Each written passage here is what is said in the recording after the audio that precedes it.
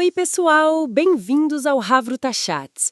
Hoje a gente mergulha numa questão que, olha, muita gente se faz quando abre a Torá pela primeira vez, né? Por que um livro que é, assim, guia de leis, de vida espiritual, começa logo com a história da criação, com Bereshit bara Elokim, no princípio Deus criou? Qual é a dessa? Para que serve isso? Para quem está buscando um propósito, um entendimento maior? Nossa conversa hoje vai se basear em algumas ideias de revelações da Torá e a criação, explorando um pouco como que entender a natureza, o mundo à nossa volta, pode de alguma forma nos levar para a causa primeira. É interessante, né, porque tem um Midrash, uma interpretação antiga, que já toca nesse ponto de um jeito bem curioso. Ele fala assim: reis humanos, quando vão fazer algo grande, eles falam o nome deles antes. Eu, fulano, fiz isso. Mas na Torá, a ordem se inverte. Primeiro vem a ação, bará, criou. Só depois aparece o nome, Eloquim, Deus. A sugestão é forte, né? A gente conhece o Criador primeiro pelo que ele fez, pelas suas obras. A criação fala antes do nome. Interessante essa inversão. Isso me lembra aquela ideia filosófica que Maimônides também abraçou, da escada do conhecimento, ou Sulam. É isso. Aquele conceito de que para a gente entender a causa primeira, Deus, a gente precisa primeiro entender as causas aqui no mundo. Tipo, do que as coisas são feitas, como, por quem, para quê. Exatamente. É essa a proposta. A espiritualidade e a observação do mundo não são coisas separadas. Entender a física, a biologia, as causas naturais, como a gente chama, seria o primeiro degrau, sabe? Para começar a ter uma noção daquele que criou tudo isso. Mas aí tem um desafio, né? Porque e as coisas que parecem acontecer do nada? Ou sei lá, eventos que parecem puro acaso. Pois é, essa dificuldade levou alguns pensadores, lá atrás, como os epicuristas, a cogitar: e se tudo surgiu por acaso mesmo? Sem um plano, sem um criador por trás com uma intenção? A hipótese do acaso total. Mas, olhando em volta, parece meio difícil de sustentar, né? O próprio acaso, por definição, é raro. E o universo tem uma ordem, uma complexidade. Exato. É muito complexo para ser só acaso. E aí que entra a beleza de um texto como o Salmo 104. Parece quase uma resposta poética e filosófica a essa ideia do acaso. Ele começa falando Mahabo Hashu Mate Hashem, quão numerosas são tuas obras, ó Eterno. A quantidade, a variedade, a vastidão. Isso já vai contra a ideia de um acaso, que seria algo limitado, raro. Faz sentido, a diversidade é imensa. E depois? Depois vem Culambes formar a cita. Todas elas fizeste com sabedoria.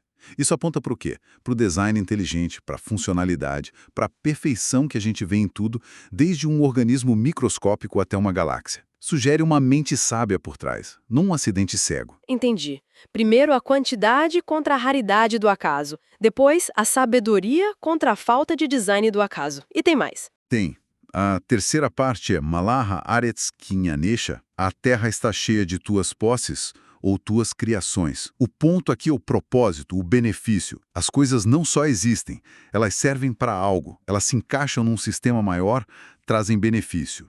Isso bate de frente com a ideia de acaso, que não tem finalidade, não tem propósito inerente. Ok, então o Salmo já desmonta bem essa ideia do acaso puro. Desmonta sim, mas para a tradição judaica, e especialmente para Maimônides, a crença fundamental que realmente resolve a questão é a da criação ex nihilo, o Shidush Haolam, a ideia de que Deus criou o universo não a partir de algo pré-existente, mas do nada absoluto, por um ato de vontade pura. Não foi um acidente, nenhuma necessidade.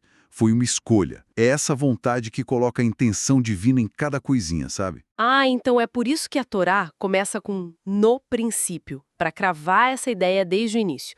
O universo não é um acidente, é uma obra intencional, com um propósito.